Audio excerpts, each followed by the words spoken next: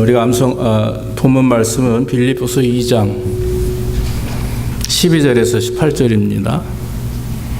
빌립보서 2장 12절에서 18절 말씀, 신약성경 320페이지가 됩니다. 빌립보서 2장 12절에서 18절. 그러므로 나의 사랑하는 자들아, 너희가 나 있을 뿐 아니라 더욱 지금 나 없을 때에도 항상 복종하여 두렵고 떨림으로 너희 구원을 이루라.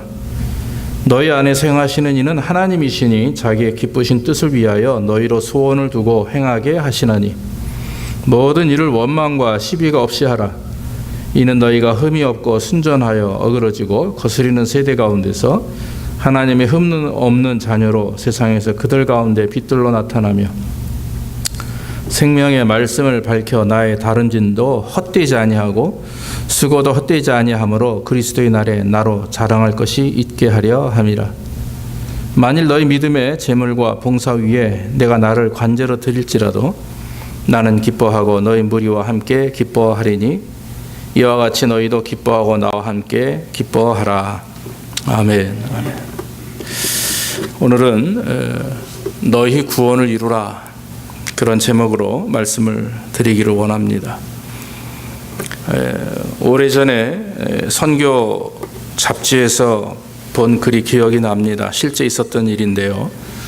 아프리카 오지에서 복음을 증거하는 그런 선교사님, 사실 그분은 의사였습니다. 한마디로 이제 의로 선교사로 이렇게 아프리카 오지에 가서 복음을 전하며 특히 그 아프리카 사람들을 고쳐주고 도와주는 일을 했었습니다. 그런데 어느 날 흑인 20살 정도 된 청년 하나가 발을 심하게 다치고, 그리고 나서는 병원에 왔는데 보니까 아프리카에 보니 큰 칼 있지 않습니까? 기다란 칼을 가지고 이제 이 나무를 치면서 나무를 베다가 그만 자기 발등을 칼로 찍은 거죠. 그래서 굉장히 심하게 다쳤는데 이 청년이 커다란 나뭇잎으로 둘둘 싸매고서는 그거를 한 7, 8km 정도 되는 거리를 피를 흘리며 거기를 찾아온 겁니다. 그래서 이제 이 선교사님이 급한 마음에 다행히 그래도 병원에 왔으니까 열심히 이제 치료를 하고 계셨다고 그래요. 1시간 정도 시간이 흘렀는데 그 청년의 어머니가 헐레벌떡 병원 안으로 뛰어들어오는 겁니다. 그래서 그 선교사님이 어떻게 여기 있는 걸 알았냐고 그랬더니 이제 하도 안 와서 일하는 곳에 가봤더니만 피가 많이 이렇게 바닥에 있었고, 그리고 이제 자기 아들이 다친 줄 알고서는 핏자국을 따라서 쫓아오다 보니까 병원까지 오게 되었다, 그렇게 얘기를 하는 거죠. 그 선교사님이 그런 얘기를 남깁니다. 자기는 그 사건을 보면서 마음에 씻을 수 없는, 정말 확 그 마음 중심에 박히는 메시지를 하나 얻었다. 그러면서 십자가에서 피 흘리신 예수 그리스도의 핏자국을 보고 날마다 예수님을 따라가는 삶, 이것이 바로 그리스도의 내 삶이다 라고 이렇게 마음에 결정을 하고, 그 이후로 또 하나님 앞에 온전한 삶을 위해서 노력했다라고 하는 것입니다. 사랑하는 성도 여러분, 우리가 인생을 살아가면 과연 무엇을 따라야 되는가 하는 거예요. 무엇을 따라가야 되는가. 많은 사람들이 눈에 보이는 것, 또 물질, 명예, 권력, 자기 드러냄, 이런 것을 가지고 살아갑니다. 그러나 진짜 하나님께서 우리에게 원하시는 것은 바로 예수 그리스도, 즉 피 흘려 죽으시고 부활하셔서 우리를 구원하신 그 주님의 십자가의 길을 보고 따라가는 성도가 온전한 구원을 이루는 성도라고 믿습니다. 오늘 성경에서 사도 바울은 구원을 이루라 그랬어요.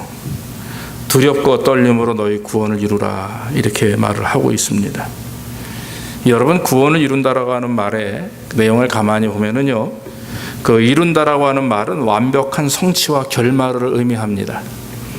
다시 말하면 지금 우리가 구원받은 하나님의 백성이에요, 이런 생각을 할 수 있습니다. 분명히 예수 믿고 구원받았으면 이제 받은 건데 뭘 또 구원을 이루느냐, 그러는 거죠. 언의 차이는 있지만 이 구원을 이룬다라고 하는 것은 쉬지 말고 구원받은 성도다운 삶을 이 땅에서 살아가며 주님 오시는 그날까지 그걸 계속해서 지켜나가야 된다라고 하는 거죠. 다시 말하면 경기장에 있는 달리기 선수가 골인 지점까지는 정말 힘들고 어렵고 숨이 막히죠, 여러분. 숨이 턱턱 막힙니다. 그러나 쉴 수 없죠. 왜냐하면 골인 지점까지 가야 되니까.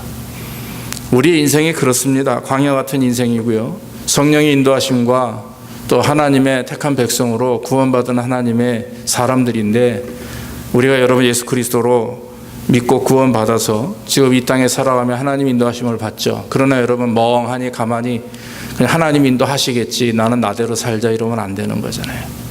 매 순간마다 내 자신을, 사도 바울도 그래, 어떻게 해요? 자기를 쳐서 복종시키고, 내가 늘 하나님의 말씀 앞에 온전한지, 오죽하면 사도 바울 같은 분도 오라 나는 곤고한 사람이로다, 이 사망의 몸에서 누가 나를 건져내랴. 저 뼛속 깊은 데서부터 우러나오는 그 비집고 올라오는 그런 죄악의 뿌리들이 아직도 우리를 넘어뜨리고 쓰러뜨리고 분노케 하고 짜증내게 하고 사랑하지 못하게 하고 하는 부분들이 우리 안에 있기 때문에 우리는 어떻게 해야 됩니까? 구원을 이루기 위해서 수고하며 노력해야 될 줄로 믿습니다. 그러므로 구원을 이룬다라고 하는 말은 중도에 포기하지 말고, 쉬지도 말고, 현재에 만족하지 말고, 구원의 역사하심이 우리 안에서 완전하게 이루어질 때까지 우리는 최선을 다해서 노력해야 된다, 계속 나가야 된다 하는 말씀입니다. 그런데 여러분, 한 가지 감사한 것은 구원을 이루어 나가는 데 있어서 중요한 것은 우리 스스로 할 수 있는 것이 전혀 없습니다. 구원 받은 것도 우리가 힘으로, 우리의 노력으로 받은 게 아니잖아요. 예수 그리스도를 통해서 구원 받은 거고, 믿음으로 말미암아 구원 받은 것입니다. 우리 어떤 행위나 의로웠기 때문에가 아니거든요. 그런데 구원을 이루어 나가는 거, 이 땅에서 여러분 우리가 이 세상과 싸워 이기고 마귀가 싸워 이기고 나 자신과 싸워 이기면서 하나님 앞에 온전한 성도가 되는 것도 우리 힘으로 안 되죠. 13절에 뭐라고 얘기합니까? 너희 안에 행하시는 이는 하나님이시니 그랬어요.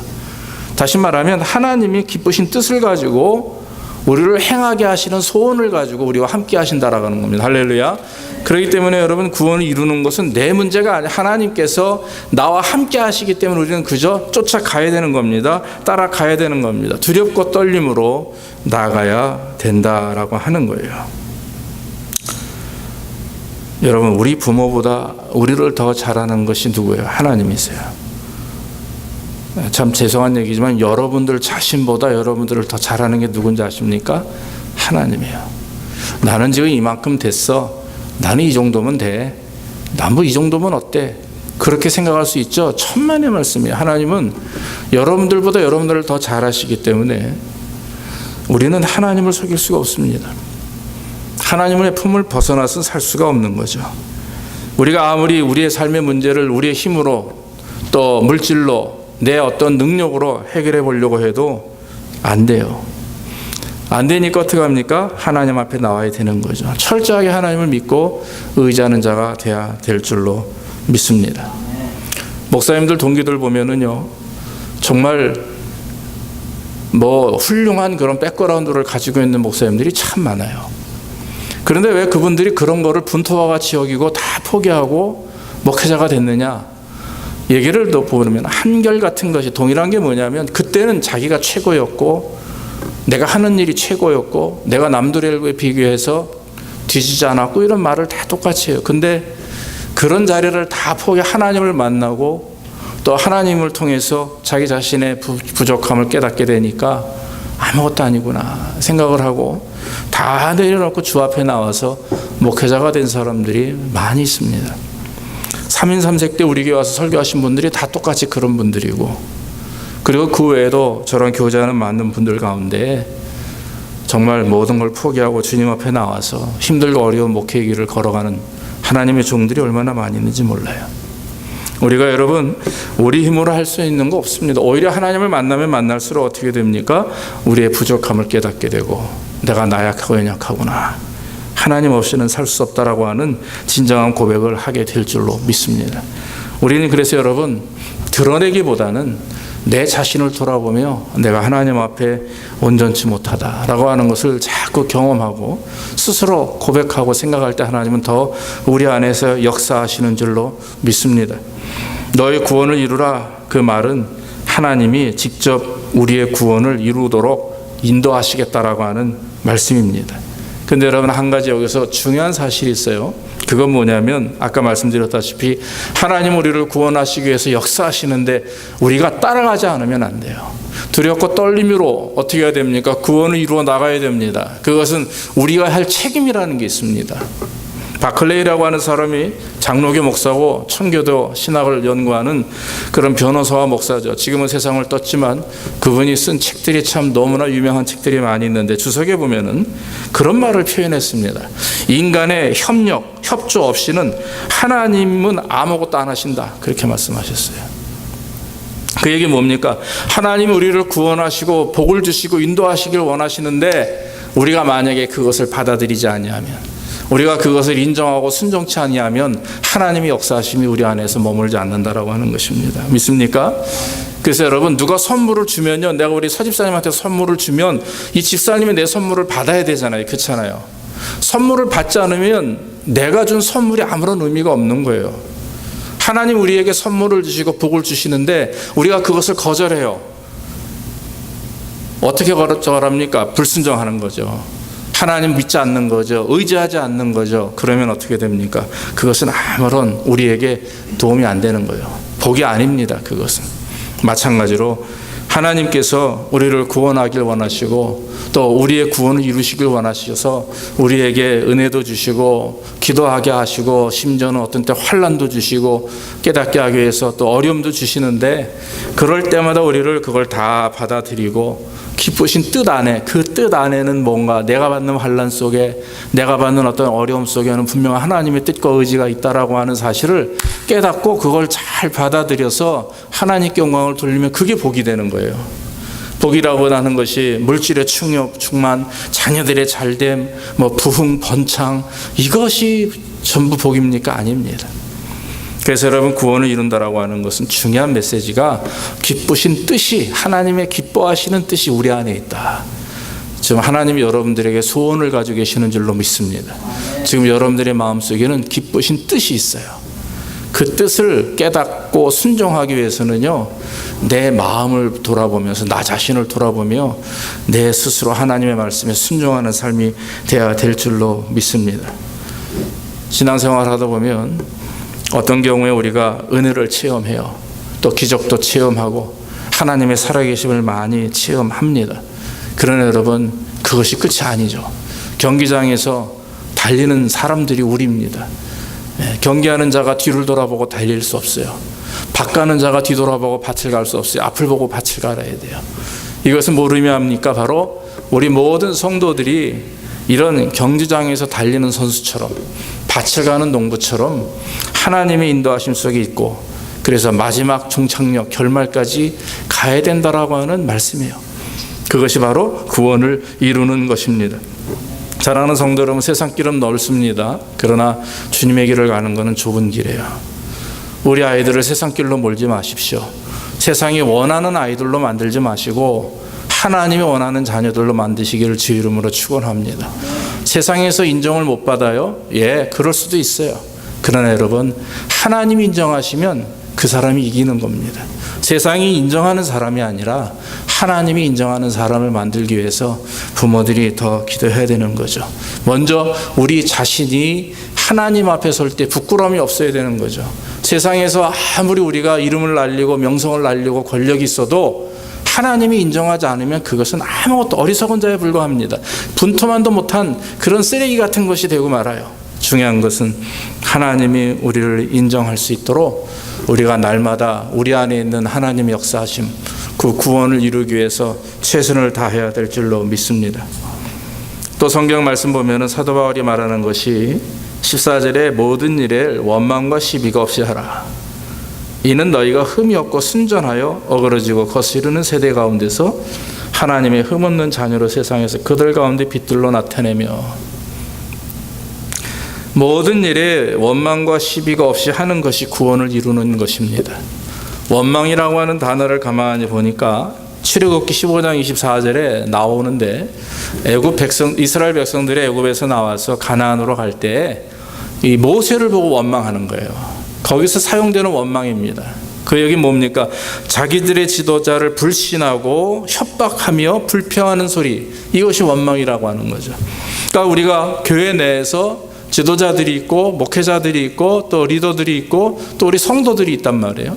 그런데 우리가 하나가 되어서 하나님의 나라를 이루어 나가는 교회는 하나님의 나라를 이루어 나가는 훈련소가 교회예요. 할렐루야.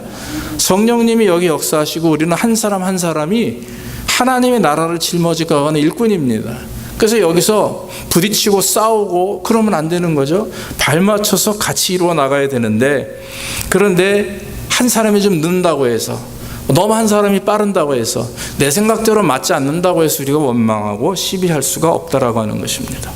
그래서 원망과 시비가 없이 하기 위해서는 뭘 해야 되느냐? 여러분 오늘 본문에 나와 있는 15절 말씀에 흠이 없고 순전하여, 이거 누구를 두고 하는 얘기입니까? 자기 자신을 두고 얘기하는 거예요. 내 자신이 흠이 없고 순전해야 돼요. 다른 사람이 흠이 없고 순전한 게 아니라 원망과 시비가 없이 하기 위해서는 지도자가 지금 잘못하기 때문에, 집사님이 잘못하기 때문에, 장로님이 잘못하기 때문에, 우리 아버지 엄마가 잘못하니까, 저 남편 저 아내가 잘못하니까가 아니라 내 자신의 삶 속에 흠이 없고 순전하여, 이 흠이 없고 순전한 삶을 이루어 나갈 때 원망과 시비가 없어져요. 이게 바로 기독교 진리입니다. 이게 말씀입니다. 흠이 없다는 것이 무엇입니까? 성도의 삶에서 스스로 허물을 찾아내거나 책망할 만한 어떤 것도 찾을 수 없는 순수하고 깨끗한 것을 말한다. 이게 사전적인 의미예요.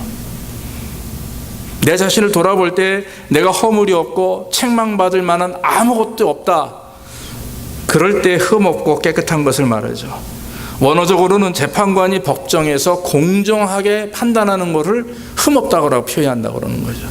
재판관이 법정에서 공정하게 공의를 행하는 것, 그것이 흠 없는 것을 의미합니다. 그처럼 정결하고 깨끗하게 온전한 분별력을 가지고 하나님을 섬기며 나아가는 성도들, 그래서 하나님뿐만 아니라 다른 사람들에게 인정받는 삶을 사는 사람들이 흠없는 사람들입니다. 순전하다라고 하는 것은 뭡니까? 순수하다는 의미겠죠. 혼합물이 없고 섞인 것이 없는 순수한 100%를 말합니다. 금도 여러분 순금하면 99%인데 0.1%는 뭔가 있겠죠? 모르겠어요. 근데 여러분 옛날 이스라엘 사람들이 순수하다, 순전하다는 말에는요, 그 포도주하고 우유를 가지고 평가했답니다. 포도주 안에 다른 불순물이 섞이지 않으면 순전한 포도주가 되고, 우유 안에도 물이 섞이거나 다른 것이 섞이지 않으면 순전한 우유가 됐다고 그래요. 그러니까 여러분 하나님이 원하시는 건 뭐냐면요, 순전한 것을 원해요. 예배도 순전해야 되죠. 이 예배하는 우리 심령 가운데 뭔가 다른 게 들어있으면 문제가 되죠. 봉사하는 것도 순전해야 되고, 또 섬기는 것, 예물 드리는 것, 모든 것, 사람 앞에서나 하나님 앞에서 우리가 순전한 모습, 정말 순전하다는 것은 순수하고 순진한 우리의 삶을 드러내며 하나님과 사람 앞에 인정받는 것. 여러분 그럴 때 우리는 원망과 시비가 사라지게 되는 것입니다. 성도들 속에 그 말과 행동 속에 다른 동기가 섞여 있다면 문제가 됩니다. 겉으로는 할렐루야 아멘 해놓고 속에 가서는 딴 거예요. 안녕하세요 해놓고 뒤에 가서는 욕합니다. 그것은 순전한 게 아니고 순수한 게 아닙니다. 성도의 순수성은 사고나 성격에서도 완벽하게 성실한 것을 의미합니다. 이와 같이 여러분 구원을 이루는 삶이라고 하는 것은 원망과 시비가 없되 성경 말씀대로 흠이 없고 순전한 저와 여러분들이 하나님 앞에 온전히 설 때에 그런 역사가 일어나게 되는 줄로 믿습니다. 오늘 16절 말씀에 한 가지 더 얘기하는 것이 생명의 말씀을 밝혀 그래요. 그래야 원망과 시비가 없다라는 말이죠. 이 말씀을 이렇게 표현합니다. 생명의 말씀을 단단히 붙잡으라. 그런 의미가 있고요. 또 한 가지는 어둠 속에 생명의 말씀을 밝혀라라고 하는 의미가 있습니다. 붙드는 것과 밝히는 것이 있어요. 그래서 이 선포하는 것, 어둠을 밝히는 것을 말하는 것, 전도하고 복음을 증거하는 일인데, 생명의 말씀을 밝혀 붙들고 나아가면서 그것을 증거하는 것을 말합니다. 그러니까 여러분, 이것은 왜 대외적인 어떤 행위겠죠? 그 전에 있는 흠이 없고 점이 없는 것은 내 내적인 삶의 변화지만, 외적인 하나님의 말씀을 증거하며 어두움 속에 가서 우리가 빛과 소금 역할을 감당하는 것이 얼마나 귀한 일인지 몰라요. 이번에 우리 교회 몇 아이들이 2주 동안에 그 장애인 그 캠프에 가서 도움을 줬죠. 우리 막내 녀석이 마지막 날 데려온, 아빠 나는 끝까지 이거 하고 싶어. 고3 12학년 때도 그렇고 자기 이름을 다 사인을 하고 싶대요. 그러면 그걸 하고 싶다는 거죠. 그래서 마음속에 좀 흐뭇했습니다. 이 녀석이 거부감을 없이 그런 20살이 넘은 그런 지체장애다 우리 청년들을 이렇게 열심히 하는구나. 그래서 그런 마음이 들어간 것 같아요. 그래서 얼마나 감사한지 몰라요. 여러분, 우리가 복음을 증거하는 일이라고 하는 것이 전도하는 일과 삶으로 드러내는 일이 두 가지가 있습니다. 입으로 전도하는 것과 삶으로 드러내는 일이 이게 하나가 돼야 복음의 증거가 돼요. 믿습니까?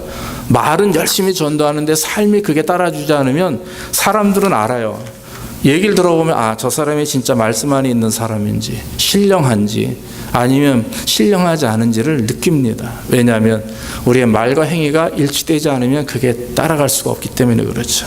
생명의 말씀을 밝히라고 하는 말은 바로 그런 겁니다. 복음을 증거하며 붙들고 내가 먼저 하나님 앞에 서고 그 다음에 내 삶을 통해서 말과 동일하게 행위가 온전함으로 드러날 때 거기에 원망과 시비가 없어요. 우리의 삶이, 우리의 교제가 나아가 우리가 하나님 앞에 설 때 아름다운 구원을 이루는 삶이 된다라고 하는 것입니다. 마지막에 17절 18절에 보면은 사도 바울이 구원을 이루라 하시면서 하는 말씀이 주님과 함께 기뻐하라. 너희도 기뻐하고 나와 함께 기뻐하라. 다시 말하면 주님과 함께 기뻐하는 삶을 살아라 하는 것입니다. 여러분, 우리가 인생을 살아가면서 어떻게 날마다 기뻐할 수가 있겠어요? 어제는 기쁜데 오늘은 죽을 것 같이 힘들 수도 있어요. 어제는 기쁨이 있지만 오늘은 슬픔이 있을 수도 있고 그래요. 구원을 이루는 삶도 마찬가지입니다. 어떻게 우리가 날마다 좋은 일들만 있을까요? 그렇지 않죠. 고난도 있고 환난도 있습니다. 그러나 여러분, 우리가 환경이나 상황에 따라서 우리의 목적과 우리의 이 관심이 바뀌게 되면 그건 믿음이 없는 사람이에요. 아무리 환경이 어렵고 상황이 문제라고 할지라도 우리의 관심과 초점이 하나님을 향해 온전히 정해져 있으면 흔들림이 없어요. 그런데 하나님을 향하여 있지 아니하고 세상 눈에 보이는 것을 향해 있으면 그게 돈이든 그게 무슨 건강이든 이런 삶의 문제로 거기에 돼 있으면 우리는 날마다 흔들리는 바다 위에 물결 치는 배처럼 말이죠. 바다 위에 그 배같이 맨날 흔들리고 맨날 그냥 어려움을 겪는 거죠. 그래서 오늘 성경 말씀 그 2장 빌립보서 2장과 3장에 보면 2장 7절 8절에 오히려 자기를 비워 종의 형체를 가져 사람들과 같이 되었고 사람의 모양으로 나타나셨으며 자기를 낮추시고 죽기까지 복종하셨으니 곧 십자가에 죽으심이라. 사도 바울이 왜 지금 십자가 예수 그리스도의 죽으심을 고백합니까? 바로 예수 그리스도처럼 날마다 우리 자신을 십자가에 못 박는 삶이 되어야 될 것을 요구하고요. 3장의 말씀에 보면 10절에 내가 그리스도와 그 부활의 권능과 그 고난에 참여함을 알려하여 그의 죽으심을 본받아 어찌하든지 나도 부활의 자리에 이르기를 원하노라 하는 말이에요. 다시 말하면 환난과 어려움이 있더라도 그것이 그리스도를 위한 것이라면 기꺼이 그 길을 가기를 원했던 것이고 그 주님께 복종하며 예수 그리스도를 본받음을 통해서 내 안에 역사하시는 하나님의 평강과 기쁨을 누리기를 원하는 것이 사도 바울의 고백입니다. 진정한 평안이 바로 이거예요.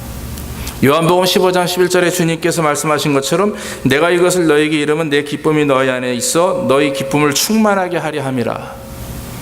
기쁨이 충만한 하나님이 주시는 참 기쁨, 그리스도가 주시는 참 기쁨은 세상에 주는 기쁨이 아니라 바로 예수 그리스도의 고난의 길, 다시 말하면 십자가의 길을 온전한 모습으로 쫓아가면서 감사하게 그것을 받으며 이겨나갈 때 거기에 진정한 기쁨이 있다고 하는 거죠. 여러분, 십자가의 길이라는 게 무엇입니까? 날마다 고통받는 것 아니라고 생각해요. 저는 십자가의 길은 그리스도인으로서 이 땅에서 믿음을 가지고 살아가는 자체가 십자가의 길이에요. 할렐루야. 왜 그렇습니까? 남들보다 구별되니까, 다른 사람과 비교할 수 없이 신령하니까, 우리가 거룩한 주의 백성답게 사니까. 그런 삶이 십자가의 길을 걷는 거예요. 스스로 무슨 내가 진짜 날마다 고통을 받아야 되고 순환을 받아야 되고 무슨 옛날 수도승처럼 스스로 금식을 막 3, 40일 해야 되고 이게 아니고 하나님을 믿는 하나님의 사람으로서의 모습을 지키기 위해서 이 땅에서 사람들과의 관계뿐만 아니라 이 땅의 삶의 모습 속에서 최선을 다하여 그리스도의 길을 따르려고 노력할 때는요, 세상이 가만두질 않아요. 마귀가 그 사람 가만두지 않습니다. 그럼에도 불구하고 손가락질 하더라도 욕하더라도 그 길을 위해서 내가 포기할 수 있으며 세상을 포기하더라도 하나님을 위해 따라가는 그 길, 여러분 그럴 때 진정한 기쁨이 있어요. 기도하는 것은 저와 여러분들이 진정한 그런 기쁨을 맛보기를 주의 이름으로 축원합니다. 17절 말씀에 사도 바울이 말하는 것이 만일 너희 믿음의 제물과 봉사 위에 내가 나를 관제로 드릴지라도, 자기 자신이 지금 제물이 돼요. 어떤 제물? 성도들의 믿음의 봉사 위에, 성도들의 믿음의 봉사와 성도들의 그런 삶의 제물, 신령으로 드리는 예배, 신령과 진정으로 드리는 예배 안에는요, 너희 몸을 산 제사, 산 제물로 드리라. 로마서 12장에 그렇게 말씀하죠. 여러분, 구원을 이루는 삶은 뭡니까? 믿음으로 드리는 모든 것을 의미하는 겁니다. 거기에 내 삶을 다 드리는 거죠. 시간과 정성과 물질과 건강과 모든 걸 다. 그리고 섬기고 봉사하는 것을 말합니다. 이런 삶을 이루어가는 것이 구원을 이루는 것이죠. 성도는 자신을 희생하고 그리스도를 섬기듯이 남을 섬길 줄 알아야 돼요. 예전에 돌아간 그 마더 테레사 수녀가 그런 말을 했습니다. 남들에게 섬김을 받고 대접을 받을 때 거기에는 인간적인 기쁨이 있다. 대접받을 때 얼마나 인간적인 기쁨이 있어요. 그런데 내가 먼저 섬길 때에는 신적인 기쁨이 있다 그랬어요. 대접을 받기를 좋아하고 대접하지 못하면 어리석은 겁니다. 대접받는 것보다 우리는 대접할 줄 알아야 되는 거죠. 왜냐하면 신적인 기쁨, 하나님이 주시는 기쁨이 그 안에 있고 복이 그 안에 있기 때문에 그래요. 다른 사람에게 대접받을 때 얼마나 우리가 기쁩니까? 그러나 더 큰 기쁨은 남을 섬기는 것입니다. 데살로니가 교회 같이 분에 넘치도록 섬기는 거예요. 하나님을 섬기고 사도를 섬기고 성도를 섬기듯이 내가 가진 것이 일밖에 없지만 이를 다 드림으로 하나님께 영광을 돌려야 된다. 저는 그런 체험을 많이 합니다. 부모님이 그랬고요. 저도 그런 경험을 몇 번 해봤고 성도들 중에 그런 경험들을 하시는 분들 참 많이 있습니다. 예전에 어떤 집사님도 고백을 하시는 거예요. 어느 선교사님이 왔는데 자기 집에 들어오셨대요. 그런데 너무 힘들고 어려운데 주머니에 돈 1불도 없었답니다. 그런데 보니까 자기 아들이 모아놨던 돼지 저금통이 있더래요. 그래서 그걸 이렇게 보니까 거기에 한 3, 40불 돈이 있는 것 같더래요. 그래서 그걸 가지고 뜯어서 선교사님 저녁을 대접했는데 그 집사님 말씀은 그날부터 그 가정에 복이 임하면서 결국에는 남편의 사업이 부흥하고 번창하는, 그래서 그런 고백을 저한테 초창기에 우리에게 오셨던 분이 그런 고백을 한 적을 들었습니다. 사랑하는 성도 여러분, 하나님을 섬기듯이 우리가 사람, 성도를 섬기기를 주의 이름으로 축원합니다. 그런 축복과 은혜가 있는 거죠. 섬김을 제대로 받고 대접도 받는데 남을 섬기지 못하면 어리석은 사람입니다. 사랑하는 성도 여러분, 우리가 진짜 삶의 기쁨이 있느냐 하는 거예요. 삶의 기쁨이 있느냐. 사랑이 없다 하는 사람들 얘기를 들어보면 사랑하지 못해요. 그런 거를 아주 제가 경험합니다. 마찬가지입니다. 사랑은 섬기는 거고 베푸는 것이죠.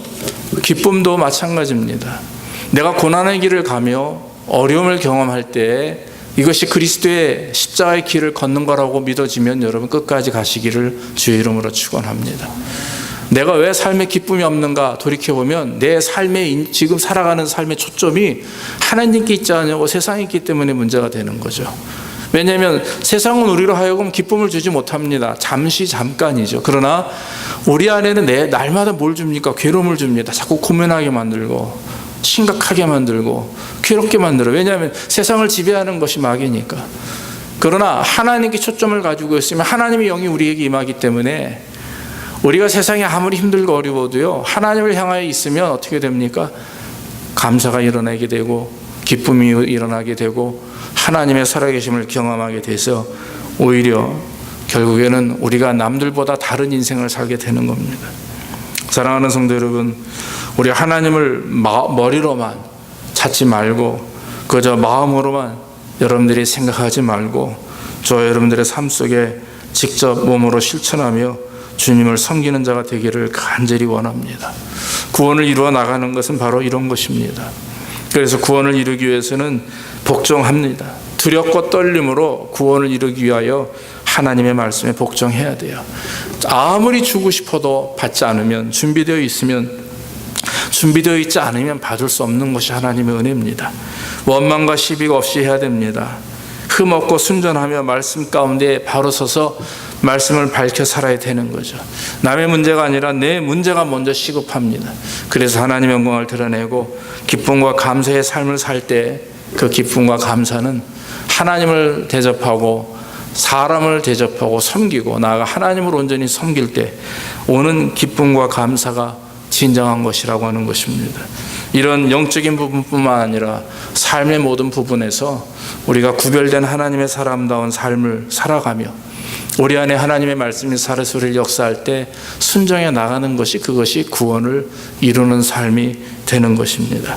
모쪼록 오늘 말씀을 통해서 혹시 여러분들의 삶에 지금 문제가 있다 할지라도 여러분 그 문제에 초점을 맞추지 마시고 그 뒤에서 역사하시는 하나님의 은혜를 바라보기를 주의 이름으로 축원합니다.